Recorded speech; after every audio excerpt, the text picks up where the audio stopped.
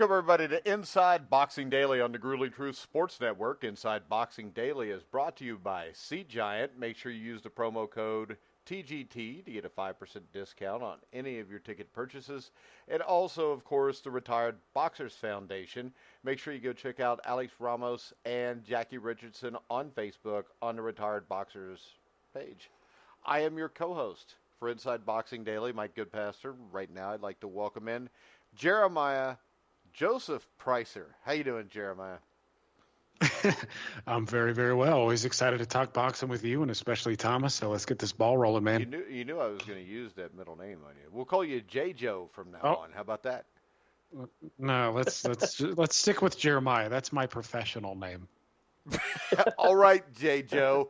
All right, I want to welcome in a man who I think is the best ring announcer in boxing. Help me welcome to the show, Thomas Treiber. How you doing, Thomas? Well, I'm doing great. Always a pleasure to be with you both, and just excited to recap all the great things that happened this past weekend. Thank you for having me. I appreciate those kind words, by the way. Thank you. Oh, it's always great to have you on. It's just I use those kind words, so now at some point during the show, when you address Jeremiah, you have to call him J. Joe. J. Joe. Like somebody that was in the Dukes of Hazzard or something, you know? That would be awesome if he was in the Dukes. Maybe we could get a remake of the Dukes of Hazzard, and J. Joe could hang out with Daisy Duke. That's right. What do you think, Jeremiah? I think I got to worry about a mullet, and then we should be good to go. So you guys got to give me a few months. Got to grow it out. If you've ever seen a picture of Jeremiah with a mullet would be awesome. Hey, man. Don't you think, Jeremiah? I think we ought to get you one. Yeah, all right. Well, a mullet and some jorts. Some jorts? Okay. Daisy Dukes. Yeah. Hey, then you could play jarts in the yard. That's what they do in Indiana, I guess. I don't know. I just remember that game from when I was little. I don't remember playing it. I'm not really sure what it is, but I remember the commercial. All right, let's talk about where you were this past weekend. You were in Leeds, and you were working the Josh Warrington Kid Galahad fight. What was your experience like in Leeds this past weekend? I'll tell you what. This was my third time working in Leeds, and the fans there are just unbelievable. I mean, the enthusiasm that they have. I actually took some footage from inside the ring with my cell phone just moments before the main event. I posted that on my Twitter, which is @ThomasTreiber, and it's amazing to see how enthusiastic the fans are in that video, and just gives you the goosebumps every time I watch it, and just really, really love, Josh Warrington. That's his hometown.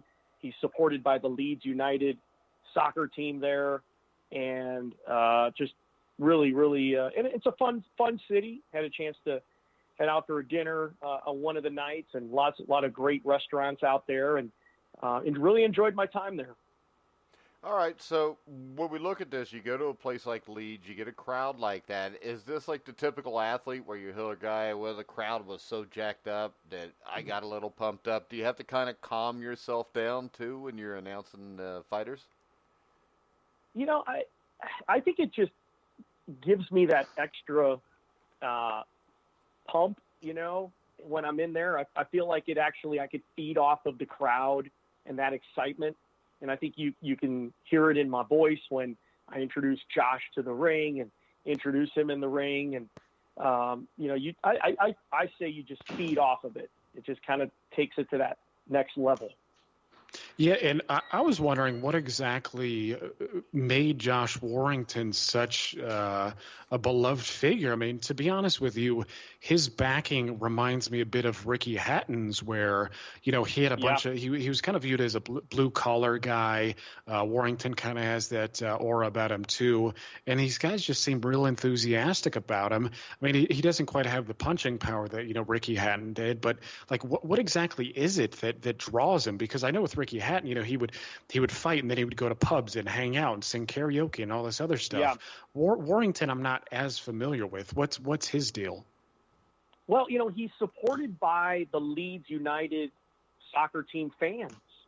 They actually get behind Josh and support him at all of his fights. So it's not just boxing fans, but it's the soccer fans, or, football as they call it in the UK. So he's just got a tremendous following because of that. And when he won the world title against Lee Selby at Ellen Road in Leeds, which is an outdoor, the home of the Leeds United soccer team, we had over 20,000 people for that fight. So it's truly, truly amazing to see the support that he has. So my question is now to Jeremiah. Jeremiah, when's the last time we saw an American fighter that had the American public behind him? Man, it's I can't remember time, to be honest with you. I mean, it's just so, the state of, and this is what I appreciate, because I think I mentioned this before when Thomas was on. I actually saw Ricky Hatton versus Jose Luis Castillo in Vegas, and I was in awe of all the Brits that were willing to travel and, the fuss they made at the weigh-in and everything. I mean, they're just much better sporting fans than we are. I mean, I can tell you, just being in Denver, the last Broncos game I've been to actually was when the Broncos played the Steelers in I think it was the wild card game, and the Tim Tebow pass in overtime. Exactly, that's the last game that I've been to. But I can tell you that even the excitement surrounding the whole game, like the atmosphere itself, was far less than I experienced at the Ricky Hatton fight. I mean, they're just much better. I mean, I've flipped through the channels and seen dart games that get more excitement than, some of our football games. So I just think we're pretty bad sporting fans. You do get some good sporting cultures. Like I think St. Louis is pretty good with that, with baseball, and you get some other ones like in Boston, but overall it's just not the same. I mean, I don't know, man. Maybe it's because our culture isn't as rich. It's not as deep. It's not as well defined. I don't know, but it just doesn't seem like you're really going to find a lot of Americans who are going to get behind one guy. Maybe if you get a Kelly Pavlik type figure, but yeah, it just doesn't happen. Yeah, I remember like Vinny Pazienza in Rhode Island. Pernell Whitaker in Virginia at where was it? Norfolk, Virginia. He used to fight at the Scope down there. But right. Overall, yeah, right. And we talked about this today, Thomas, off air, and it's kind of like in this country, boxing is a niche sport, and in England, it's mainstream. It's probably second to soccer? I would say it's in the top 3 area there. And, even like when you watch the news in the UK, boxing gets the attention that we're here. We're talking about the NBA. We're talking about the NFL, LeBron James, or, things like that, where their boxers get that media love that the fighters don't get here so much. And I think that has a big part to do with it. All right, Jeremiah? Yeah, I was wondering, wait. Okay. J-Joe. Who are you talking to, man? That is not my professional name. I don't care what your professional name from now on is J-Joe. This is going to be the J-Joe show. Yeah. Good, the J-Joe and Good Pister. I don't know. Hey, now, come on. I didn't do anything to you. I just used your name in a funny way. You didn't. You changed my name. Go ahead. Ah, okay. All right. Yeah. I was just wondering, though, like with British boxing, was there really a tipping point, because I know they had followed guys like Nigel Benn pretty closely, Frank Bruno they got behind, but it seems like overall, again, there's been a tipping point where, they come out in droves for a lot of these guys as opposed to just a few. I don't know, maybe I'm mistaken, but is there really something that triggered it? I mean, is this all kind of like piggybacking off the Bruno and then the Hatton or something like that? Yeah, I think it's just a tradition. Like, boxing is just something that is so beloved. And even when I talk to people at the hotel or when I'm traveling, it seems like the majority of people have a good pulse on what's going on in boxing. It's just so much more embraced, and there's just so much more interest in the sport of boxing in the UK, where, I think we have an oversaturation of sports and TV networks, and there's just a lot of competition for entertainment here in the United States, where England is a smaller country. And, as we mentioned earlier, boxing probably falls in the top 3 of their beloved sports, where here there's just so much to compete with.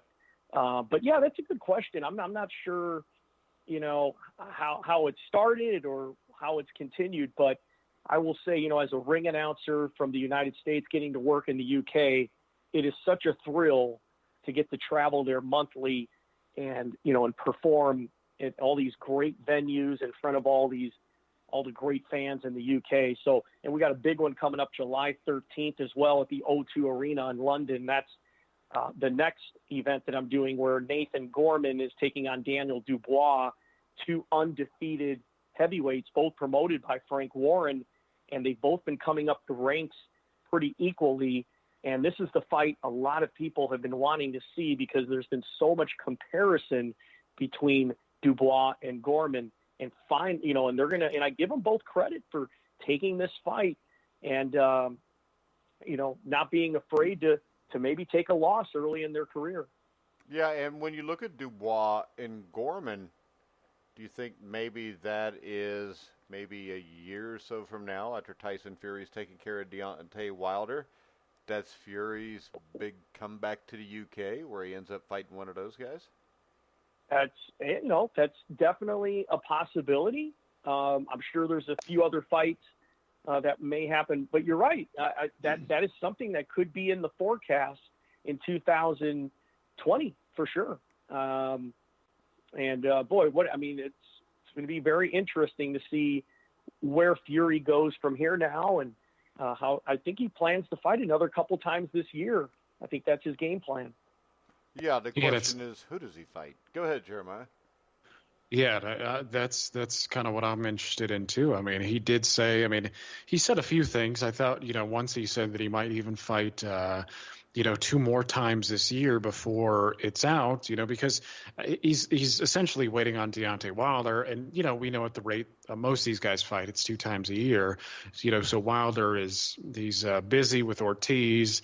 It seems as if they're planning, because I just heard, I think today, that they were saying, who is this, Mike Coppinger or something? Again, I know it's, unless I actually hear it from the horse's mouth, or, they're actually entered into the ring, it's not always believable sometimes, but somebody was saying that the contracts are actually signed for the rematch, and I think for early next year. But yeah, Mm-hmm. it seems as if, oh, so that's right. I'm not verifying that, but that sounds like a possibility. Okay. I just kind of wondered, but yeah, it seems like eventually that's going to happen, regardless. But yeah, it seems like Tyson Fury is spending a lot of his time, in the U.S. trying to build his brand over here. I think it's smart. It seems like, he's getting good promotion, and, he's with the whole Rocky theme entrance. You're going to gather a lot of applause from American fans, because I know Mike and I were, I don't want to say ecstatic about the entrance, but it was just one of those things that ecstatic. I love Rocky Balboa. He is the greatest fighter I have ever seen. Rocky Balboa and Muhammad Ali, you got to remember, about the first things I can remember are probably about 75, 76.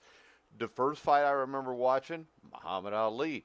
Then I saw Rocky. Next thing you know, I got a heavy bag in my basement. That's what happens. Yeah, because it's the greatest movie. Yeah, that's why Stallone's in the Hall of Fame. Yeah, that's why Stallone's in the Hall of Fame. Yeah, a lot of people are like, "Hey, it's it's a movie," but I know we've talked about this a number of times, Mike. But when you look at the influence that it had on America, it was big. That's why he's still making remakes of the movie today. But yeah, Stallone, I was wondering about. I was going to say, Stallone, by the way, actually posted a video with Fury's entrance, commenting how much he loved it, and was, thanking him for using the Rocky theme. And so it's even caught the attention. Tyson Fury has even caught the attention now of Sylvester Stallone. So, I mean, it's really amazing how the fans have embraced Tyson Fury here in the United States. I mean, I go back to December of 2008, I ring announced his debut on the undercard of Carl Froch versus John Pascal, which was Carl Froch's first world title fight. And I knew then, I said, man, this guy is so tall, but he moves around so well. And I really had a feeling that if he was able to mature and continue to improve, he could be a real threat. And I couldn't be happier for him. He's had, some ups and downs, as we all do in life, but the transition he's made from just under 2 years ago to where he is now is truly inspirational for anyone who deals with any mental health issues or, deals with any issues with drugs or anything like that. So really remarkable what he's done. And I know Bob Arum is excited to have him part of his promotion as well. He's co-promoted by by Bob Arum along with his promoter, Frank Warren. So I think, man, when he fights Deontay Wilder, when that happens, that's going to be huge. How about this? When's this fight going to happen? Because I would think right now, if I'm Bob Arum, Frank Warren, and I'm, what? Was it Lou DiBella? Or who the hell's with Deontay Wilder? Yeah, I think he's Al Heyman is his manager. Heyman developed those guys. And he's tied in with DiBella Promotions. If I'm looking at this, why would you want to risk Wilder versus Ortiz and Fury? His next interim fight's going to have to be against a lot better fighter than Tom Schwartz. So you're going to have a Kubrat Pulev or a Jarrell Miller. Why take that risk right now? You could stick this fight in November in Las Vegas and break the bank. Why risk that? Yeah, that's a good question. I mean, that's a question for Frank Warren or Bob Arum or So Lou do you have DiBella. Frank's phone number? Let's give him a holler. Let's get him on right now. That's right. Well, he's sleeping right now. I know, so he's going to take the call because you always take calls when people call you. Yeah, when people call you at 5 in the morning, you always answer the phone because there could be something wrong. No, we'll get him that way. Right. I don't want to scare him to death, Yeah, especially if it says Thomas Treiber. Yeah. That's right. You're like, what? No, so yeah, it's a good question. I mean, there's certainly risk involved. I mean, we saw what happened when Manny Pacquiao got knocked out, and, it really took the lust away from the fight with Mayweather. Had that happened before Pacquiao was knocked out, it would have been a much more intriguing fight when he fought Floyd. So, it's certainly something that could take away, but I think they have confidence that these two guys are, at the top of their game, and there's more of a chance that won't happen. I actually have a more important question, seeing as Stallone is on, Fury is on Stallone's radar. Is Tyson Fury now getting a spot in the next Expendables? Man, I would not be shocked by that. I really would not. He's such a charismatic guy. I don't know. I don't think he'd have any trouble transitioning to the movies. He's definitely got, all the charisma to do something like that. I'm going to go quiet. Jeremiah, you don't have anything else to say? Yeah.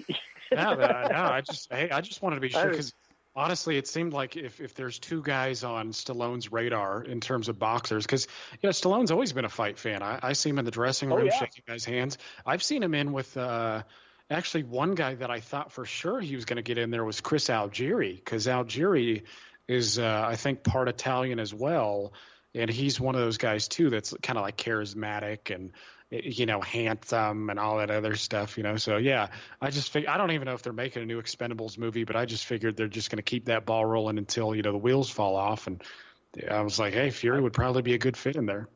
I can see that happening. He would definitely fit into that genre. All right. I still think there should not be an interim fight here. I think they just need to fight. I don't know why we wouldn't go ahead. I mean, how are you going to make this fight bigger right now? Is it worth the risk to make it bigger? Yeah, I'm not sure what they both have, contracts and, They probably have to fulfill a certain amount of fights and things like that. So, but I'm with you. I think the fans, we're ready for it now, but apparently they're opting to have a few fights before they meet again. So, and we saw what happened with Anthony Joshua and Andy Ruiz. So, I think they're going to be fighting again, I believe, in October or November. And will be certainly interesting to see how Anthony Joshua bounces back from that defeat. Yeah, and I've seen a lot of people, or not a lot, but I've seen a few guys say that they don't think that Joshua should take the rematch right away. Jeremiah, I'll start off with you. What do you think? Yeah, I definitely think he should. I mean, he's already a betting favorite against Ruiz. I think the prevailing wisdom amongst hardcore fans is they were excited about the Ruiz upset. I know a lot of guys, because they wanted to see the big fights kind of, hurry up and get made. But I think that, again, the prevailing wisdom is a lot of people view Joshua in a way that he can utilize his length and lateral movement and outbox Andy Ruiz and, maybe get a stoppage late or come away with a decision win.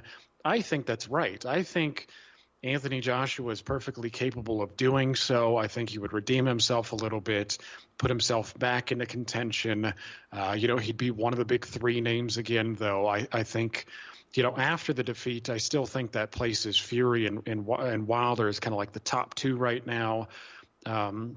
So I think they should. And actually, I think Anthony Joshua should venture back to American shores as well. I know that he might be a bit more comfortable fighting in the UK. But to me, and again, I know we talked about this on one of the previous shows, Mike, I think for his psyche, it would be good to come to American shores, get a knockout, and then, I don't want him to mentally confine himself to the UK.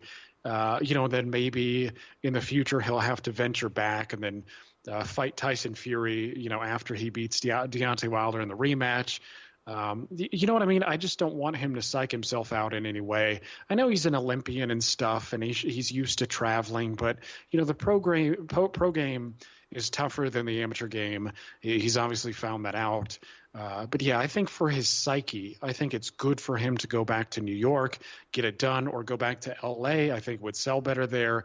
Either way, I'd like to see it in the States. Again, not because I'm going to be a ticket buyer necessarily, but just because I think mentally it's what's best for him. All right. I agree with that 100%. Let's see. I think we have some questions or comments. Hold on here. We got like 4 at one time. Let's see. Thomas is popular, says Jeremiah. We have Mickey. I don't know how to say his last name because I'm not a professional ring announcer. But Mickey says AJ can take 10 tune-up fights and it won't make a difference unless he gets a real trainer, one who actually understands boxing fundamentals. Jeremiah, do you want to comment on that? Yeah, sure. I mean, we went over this before, too, and I don't think McCracken is deserving of much of the blame.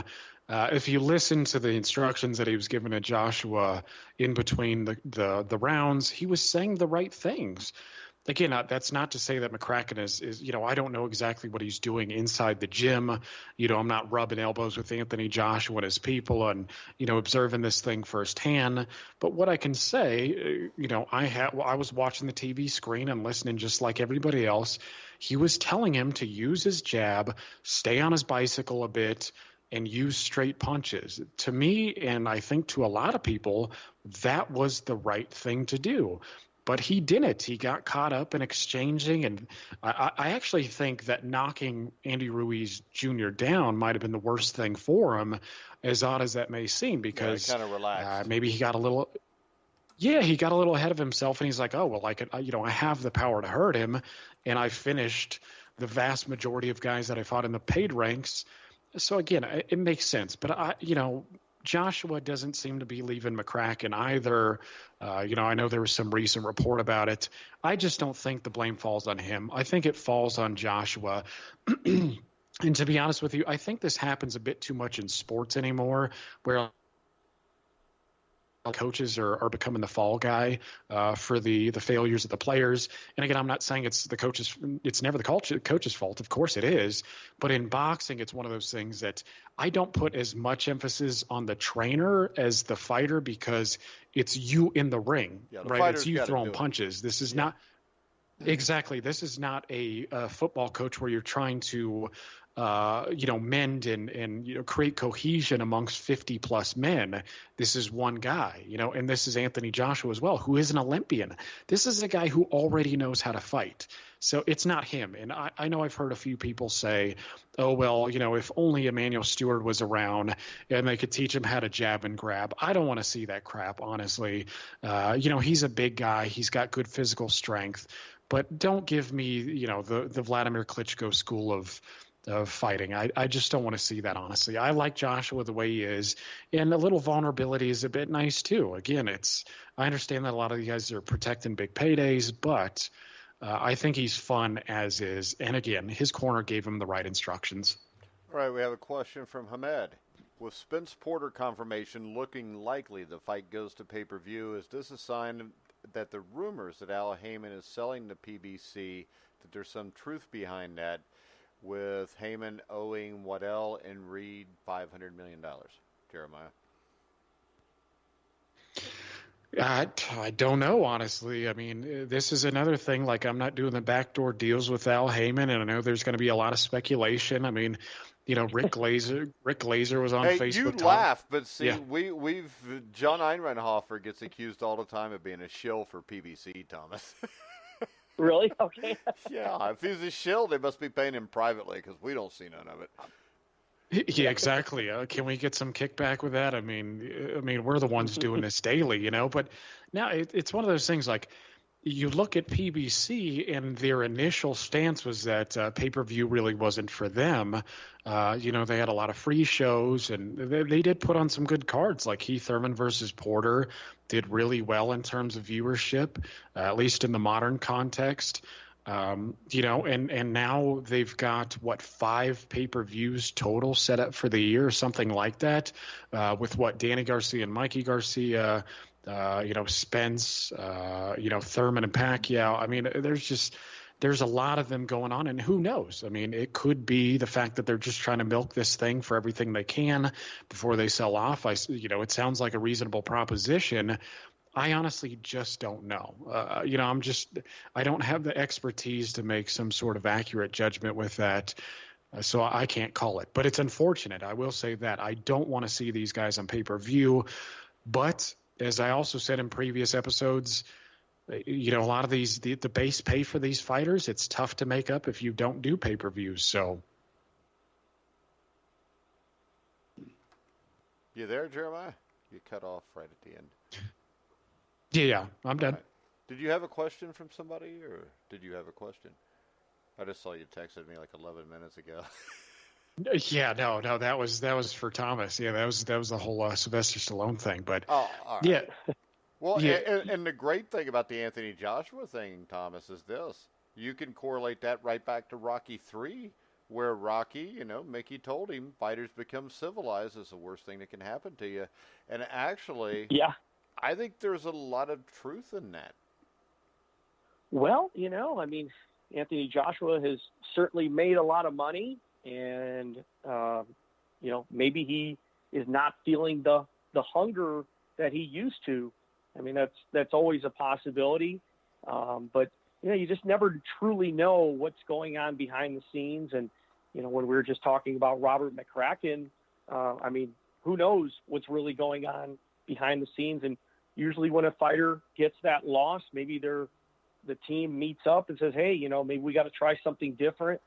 But yeah, we've seen it in the past where once a fighter makes a lot of money, they just lose that hunger.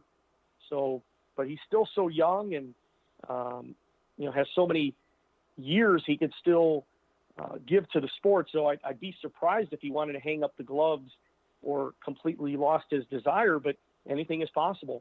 All right, we got a question from Nick Welsh for Thomas. What happens when and if AJ loses to Ruiz again and it's by stoppage? Is that it for him then? I would say it'd be pretty hard for him to bounce back from that. I don't know if he would, want to continue after that. But, yeah, that would be a question for Anthony Joshua if that was to happen again. But, yeah, I certainly wouldn't be shocked. But I would think most likely he would want to fight again after that. But that could be it. That could be a possibility if he lost the rematch. All right. Here you go. I'll give you this one, Jeremiah, because this is for you from the corner man. Why do people on here keep saying that Fury beat Wilder? He didn't. Look up the records. It says it was a draw. Yeah, I know how this works, but I know. I certainly understand. I really do. But boxing is such a muddy sport compared to others. It's just like there is no other sport that I'm aware of where a win can be as contested as it is. I mean, just some of the things that I've seen in my day, like Casamayor and Santa Cruz and, so many other decisions like what is it, the Courtney Burton, Emmanuel Augustus, the first fight, just some of the things that I've seen in my day. It's almost as if, and officially what goes on your record is what counts. I understand. But I also understand that this game is not as clear cut. It's not as cut and dry as some of the others. I mean, some of the wins that I've seen, I'm like, it's probably not a win. And others, I get it. But when I'm looking at the average scorecard on Twitter, and it's about 9-3 in favor of Tyson Fury, and not only that, the big rankings organizations, the respected ones like Transnational, which I'm a part of, and the Ring Magazine, they all decided to put Tyson Fury ahead of Deontay Wilder after that performance. And, we're talking about a total of we're talking about tens and tens of journalists and writers and people who are respected in the game who, with their own eyes, I can tell you with Transnational, there was not a single dissenting voice about putting Tyson Fury in the number 2 position behind Anthony Joshua. Not a single dissenter. So when I see that sort of feedback, and then I'm looking on Facebook, I'm in a ton of groups, I'm on Twitter to kind of get a feel of how things are going, because that's the water cooler of social media. And again, I see that most people had it about 9-3 for Tyson Fury. Officially it's not a victory, but it sure as hell looked like one. So again, I understand the guy's point. I really do. But, I just think from most people's perspective, it felt like a win. Well, I'm reading a article right now from the Sun Telegraph or whatever it's called over there, and they are reporting that Tyson Fury looks like he's going to be fighting Jarrell Miller in October. Do you think there's any truth to that? Either one of you. I did hear that. I did hear that somewhere within the last few days. And, that sounds like a possibility and sounds like a viable option for his next fight. What do you think, Jeremiah? Well, I hope not. I mean, it's not as if Jarrell Miller's not a good practitioner of, the arts. But, with all the, steroids and stuff that he was ingesting, that and rat poison and, all the other stuff that he was ingesting. Should we really hold rat poison against him, though? I don't really think that's an enhancer. Yeah, the cocaine. I mean, I don't know. There was just like a cocktail of drugs in his system. Yeah, I'm not sure how that things, at this point. That's true. That's a good point. Yeah, I mean, and honestly, he got a slap on the wrist like a lot of these guys do. I mean, he got 6 months suspension, and I don't even I think that's from the Nevada State Athletic Commission. So if he really wanted to, he could probably go, just about anywhere else and still get a license and, continue to box. That's one of the downsides of boxing itself. But, Miller is not somebody I want to see boxing, especially somebody like Tyson Fury at this juncture. They let Canelo do it, though. Yeah, they did, but to be honest with you, Canelo was, in a way, he had paid his dues. I mean, he beat guys like Erislandy Lara, he hung with Mayweather, and again, how much drug testing was going on for the fights beforehand, anyways? I mean, yeah, exactly. I mean, he was probably, again, I don't want to get accusatory here, but with the drug testing standards Just in remind boxing, everybody what Kermit Cintron, the former IBF welterweight champion, said, because that's where we first all heard this. I don't know if it was you that did the show with me back then or Dave, but it was. It was you? Yeah, you remember Yeah, it was what me. he was saying. When he fought Canelo, it was like Canelo was a damn cruiserweight. Yeah, I remember that distinctly because I think that was the first interview I ever did for The Grueling Truth. I remember he said that he had been sparring cruiserweights previously, and he said when he entered the ring against Canelo Alvarez, he was at least 180 plus, which was pretty interesting because Canelo was viewed as a smaller guy back then. He was kind of I think at that time he wasn't that far away from being a welterweight, but he was still a young guy too, so he was growing.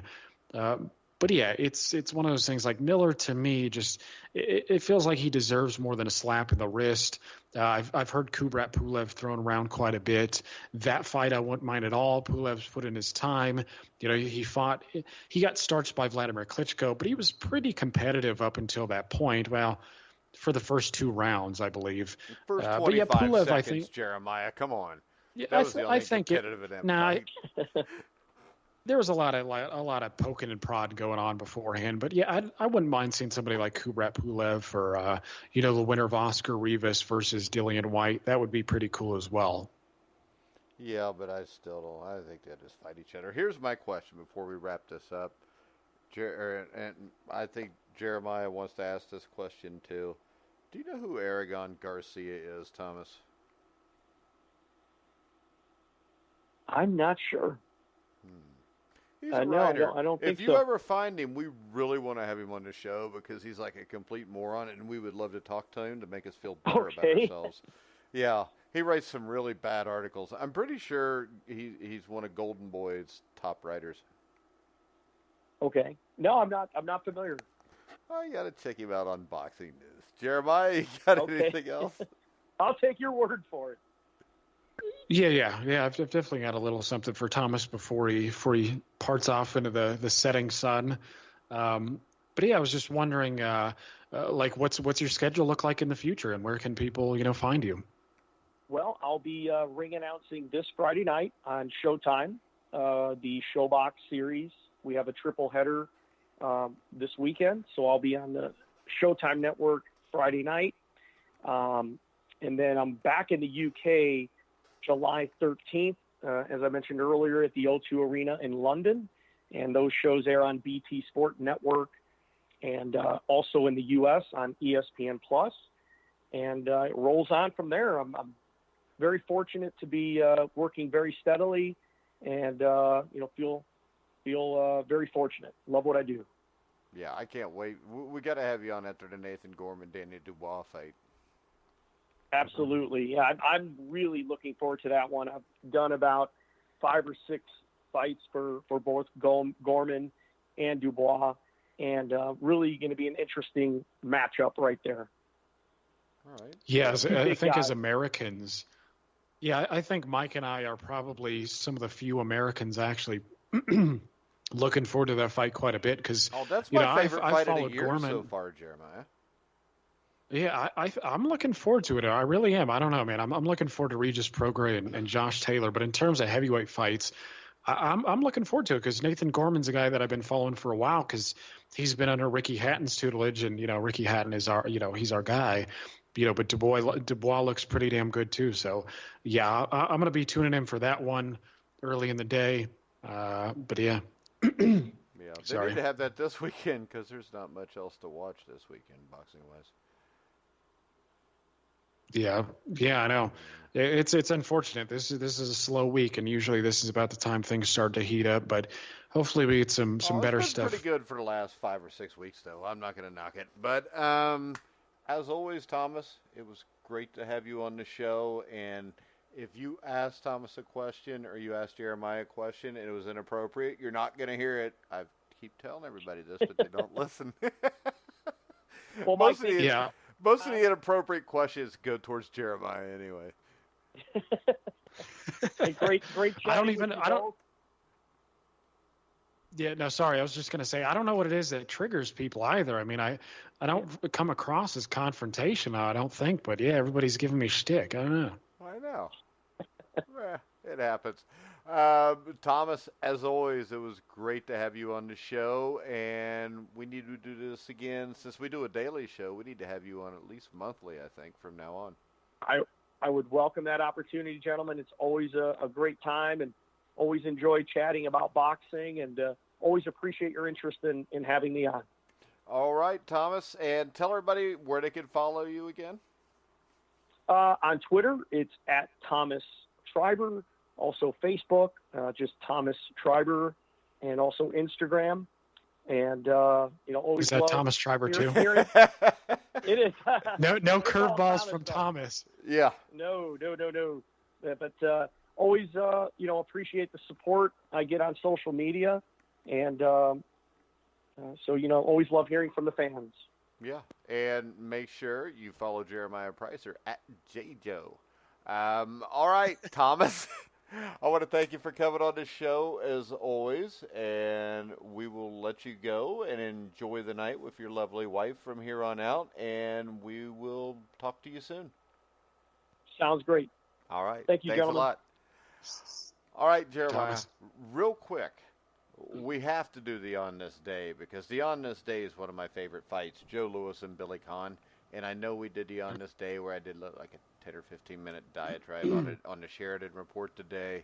But I think Louis Conn that was the fight that you got to look at when people talk about the difference between 15 and 12-round fights.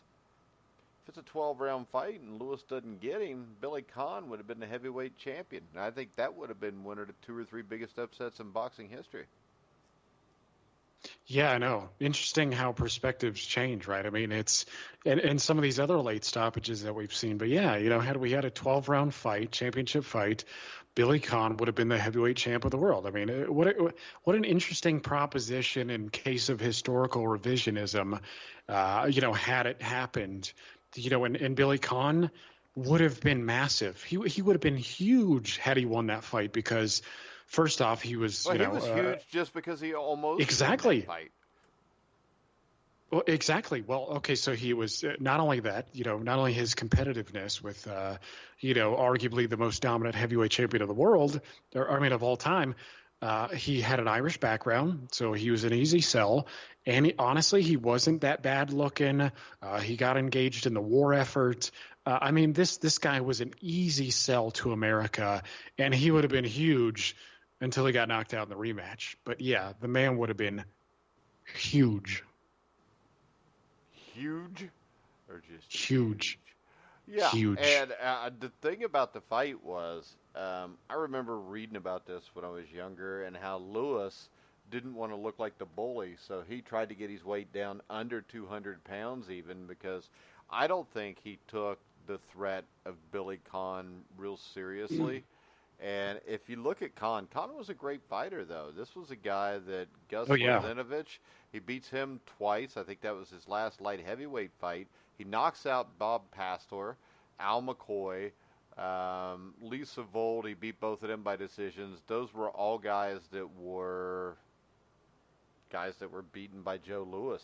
But I don't think people really realize from the James Braddock fight over the next 4 or 5 years with Joe Louis, or even a little bit longer than that even, you're right. I don't know that there has been a more dominant heavyweight champion because Joe Louis, I think this was like his 17th or 18th title defense, and I think he scored knockouts in all but 2 of them. I think that this was a guy that was damn near seen as invincible the way Mike Tyson was. The only difference was Mike Tyson's invincibility lasted 3 years. Joe Louis really was invincible when he was in his prime. He did lose to Max Schmeling when he was younger, but the rematch for Schmeling was maybe one of the most brutal knockouts in boxing history. So I think, and I saw somebody post today something about how there was never a more known figure or iconic figure than Joe Louis, or than Muhammad Ali, and he said Joe Louis wasn't even close. My take on that is this. Joe Louis, to me, fought the most historically significant fight in boxing history, probably, when he fought Max Schmeling in the second fight. The other thing here is he was the first heavyweight champion since Jack Johnson. That had been almost 20 years where they wouldn't even give an African American a chance because of the way, Jack Johnson conducted himself out of the ring. So when you look at those two things, and the other thing is this, he's like, and one of the guys on there is like, well, nobody knew who Joe Louis was. You know what? Not everybody had a TV because I don't think too many did in the 1930s and the early 40s. So it's a hell of a lot harder to be recognizable in 1940 than it is in 1970. Well, but the thing too is that, I mean, with any era, you have your mediums, and radio was a medium.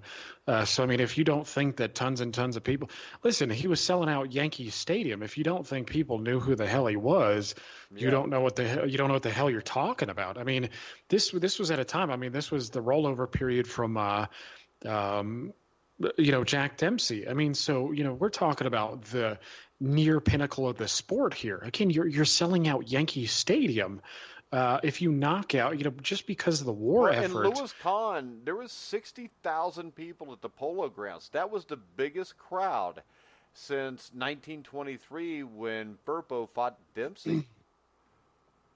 Right. Yes. I mean, that's the thing is, it's not about, to me, it's not about having a TV. I mean, because every era has their medium.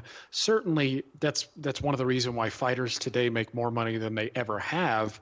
It's just because the medium. I mean, it's the world is connected a lot more than it used to be, but people have always been into their forms of entertainment. So, there were tons of people huddling around the radio in bars and, at their homes and listening to the fight being called. I mean, they certainly knew who Joe Louis, and not only that, he went into the service. We're talking about World War II.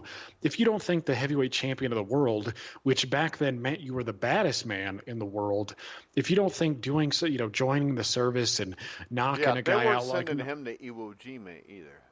No, of course not, and and they shouldn't have. They didn't need him anyways, right? But that's the thing is, if you don't think there were posters and I mean, listen to the creativity of some of these old promoters and how they were able to conjure up interest in some of these fights, like was it Joe Gans and battling Nelson? He's like putting him some shanty town and just he put gold bars for people to see in terms of attraction. I mean, they would build arenas on the spot just to house these places. I mean, Jack Dempsey and who did he fight? What was it? Tommy Gibbons in Montana? I can't remember now, and I should know.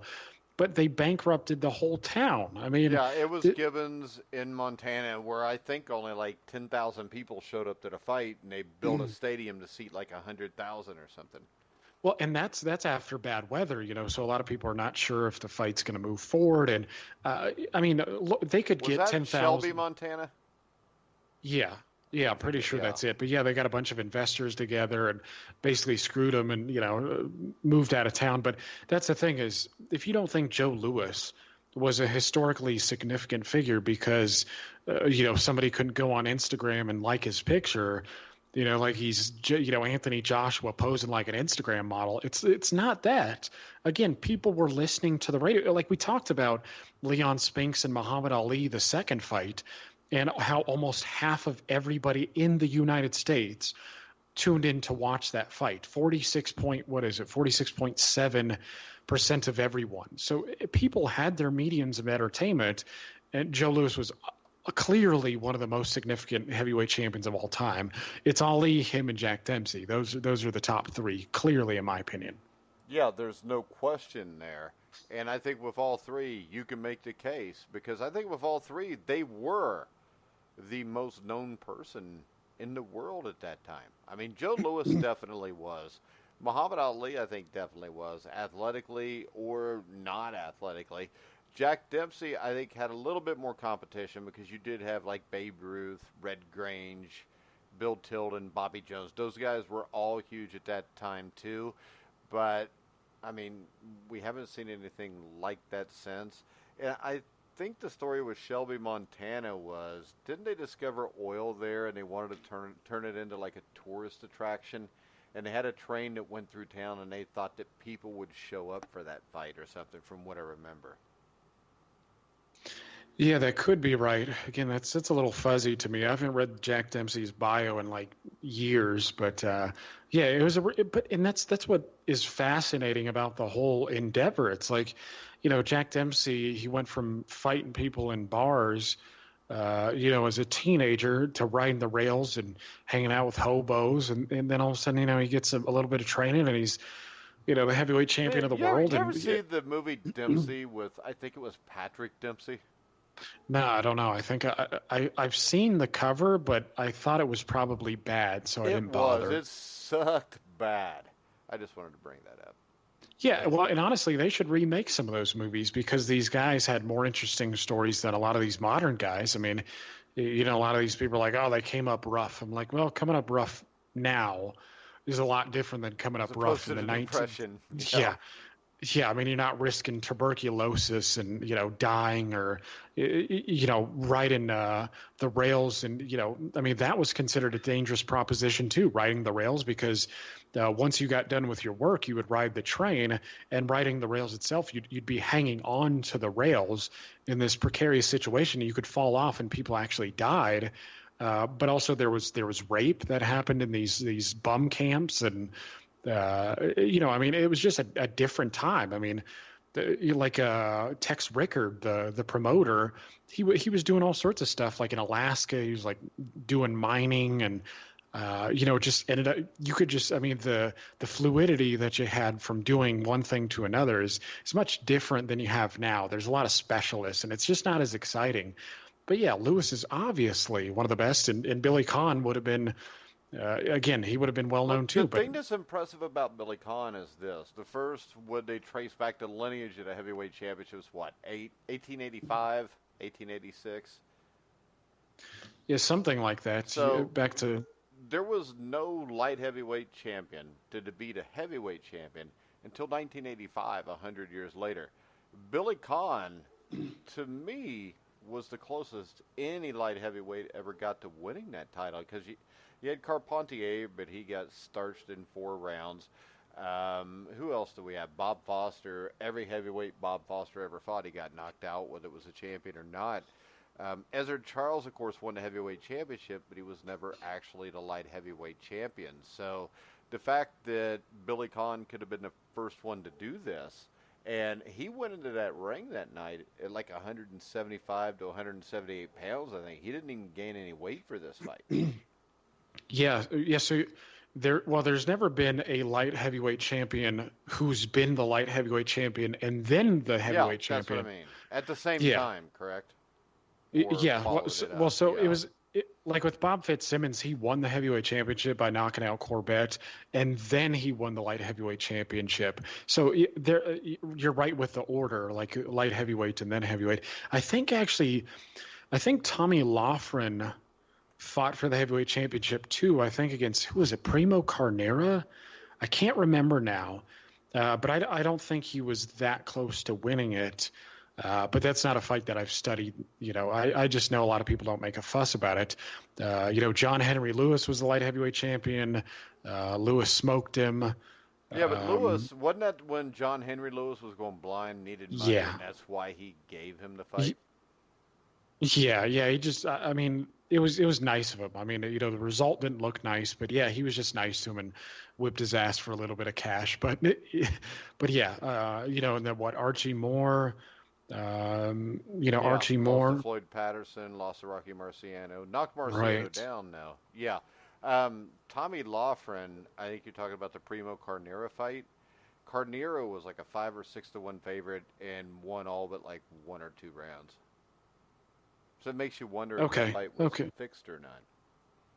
Yeah, it does, because Loughran was an excellent operator. He was a great fighter.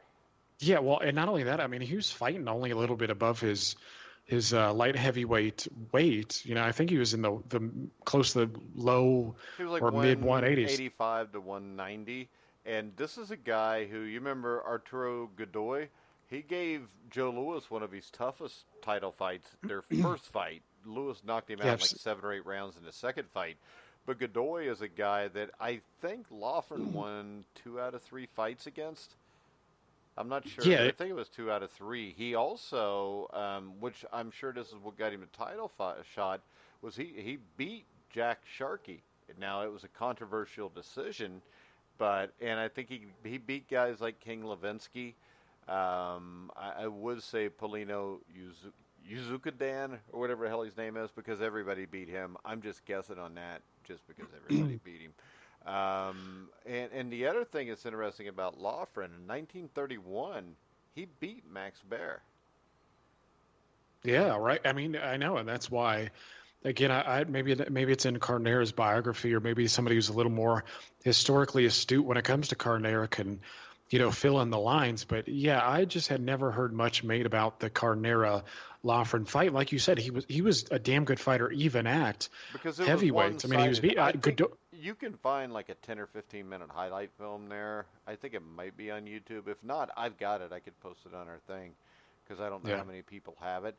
But it was pretty one-sided, and I'll tell you though, you got to give Tommy Loughran this. I think if you watch Cinderella Man, before Braddock had the broken hand and all that, he fought Tommy Loughran for the light heavyweight title, and Loughran smoked Braddock. I think he won about every round. Now, I don't know that for sure. I've actually got all 15 rounds on a DVD, but that was back when the rounds would be shortened like 1.5 minutes or 2 minutes each to shorten up how long the film would be shown in the movie house. So, from what you see there, Tommy Loughran dominated James J. Braddock. Yeah, Braddock was a good light heavyweight, but no, Loughran is widely seen by a lot of historians as a top 5 light heavyweight. I mean, he's one of the best jabbers of all time. I mean, he had good feet, good defensively. I mean, I've seen the fight with him and Mickey Walker, and he just, to me, he looked like he shut Walker down. So yeah, it's a bit odd that Carnera.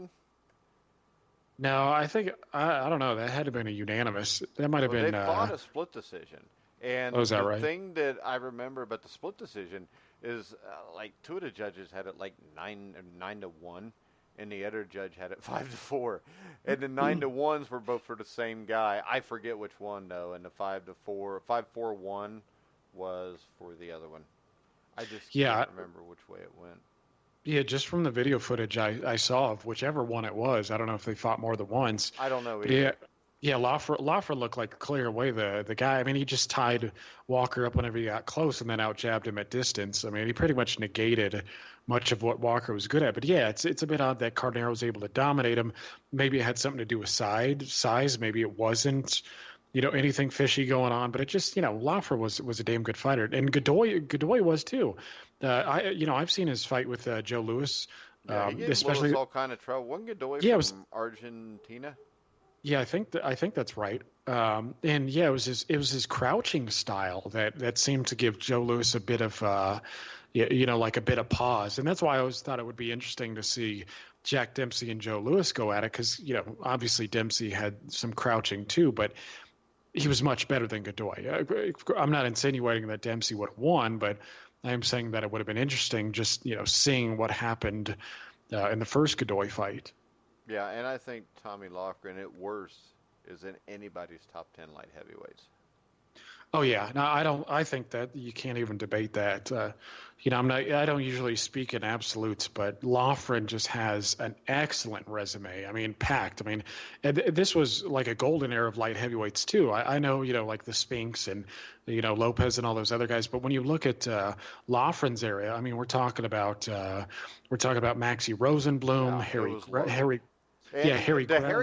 fight. If you read about that, like the Pittsburgh Post had to fight like 5-4-1 for Harry Greb.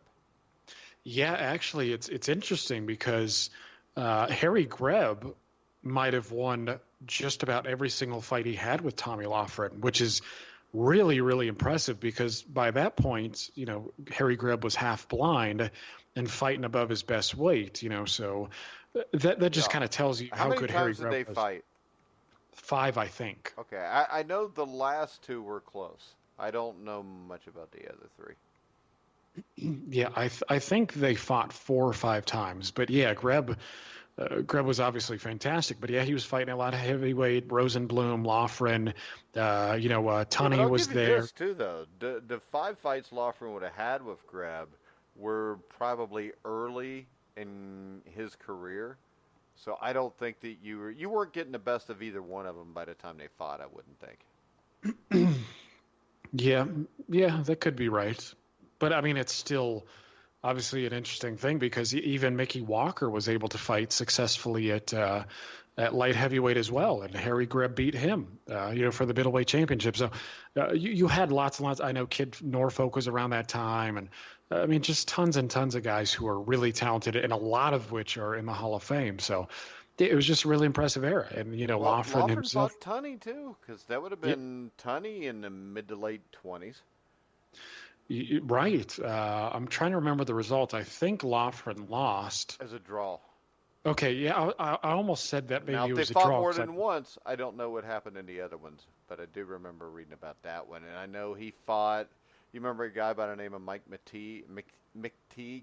He was a good fighter. He lost once or twice to him. Jack Delaney was a hell of a fighter.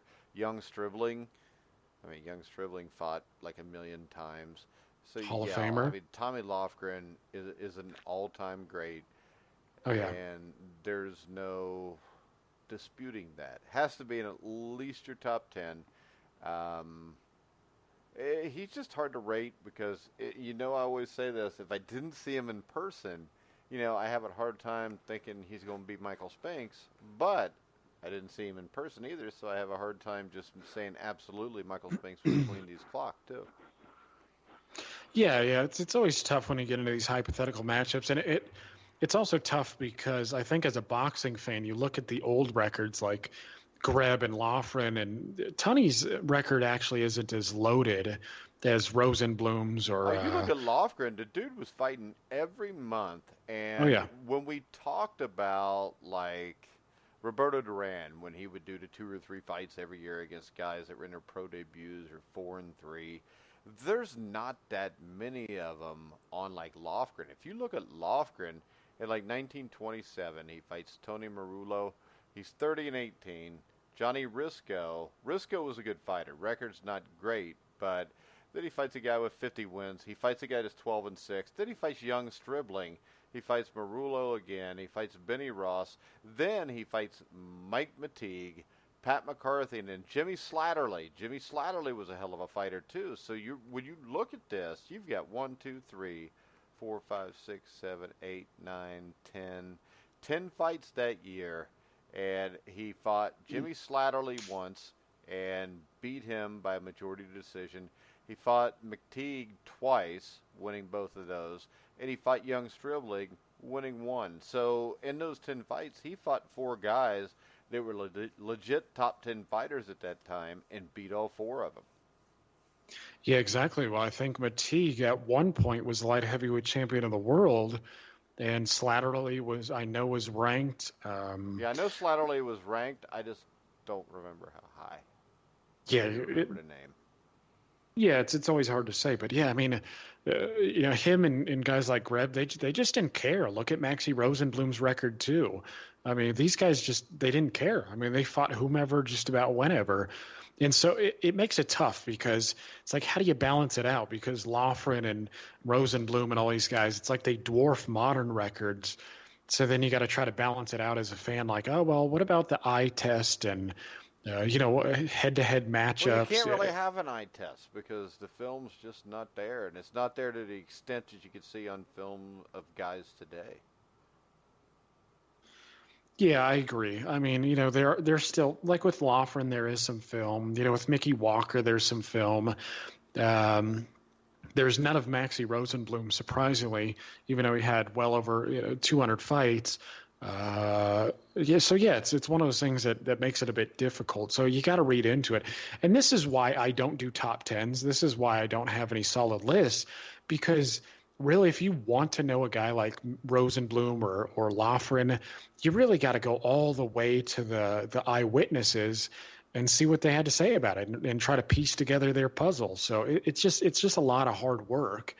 And you would have to do that to a lot of these guys to really formulate an accurate picture. And I can't do that. I mean, one of these days I'm sure I'll get there, but it's just too much work right now. All right, so you sound tired, so we're going to go ahead and wrap it up so Jeremiah can get some sleep. I want to remind everybody to check out Sea Giant, promo code TGT. Check out the Retired Boxers Foundation. Also, make sure you go download our app on the iTunes store. And Jeremiah, anything I'm missing? No, I think that's good. We got to get some downloads on the app. Follow us on YouTube, Podbean, Stitcher, Spreaker, iTunes, all that good stuff. And again, as I've said before, if you have any feedback for us or you'd like to see something else implemented, just shoot us a message. I mean, we're receptive to the feelings of our fans. After all, you drive the direction of this podcast, so just let us know. All right, and tomorrow night, I want to remind you of a special guest, John Responti, the lead writer for Max Boxing. Also, one of the hosts with Dennis Taylor of the Ringside Boxing Show. And this Sunday, you'll be able to hear the Ringside Boxing Show around 8 or 9 o'clock. And their special guest will be Keith One-Time Thurman in preparation for his match with Manny Pacquiao. So make sure you check us out tomorrow night there, and then check them out Sunday night. All right, guys, we're going to wrap it up. I want to remind everybody you can hear all of our shows on iHeartRadio, iTunes, TuneIn, Spreaker, Stitcher, Spotify. Wherever you find sports podcasts, you'll find The Grueling Truth. So for Thomas Treiber, Jeremiah Pricer, I'm Mike Goodpaster. You've been listening to The Grueling Truth, where the legends speak.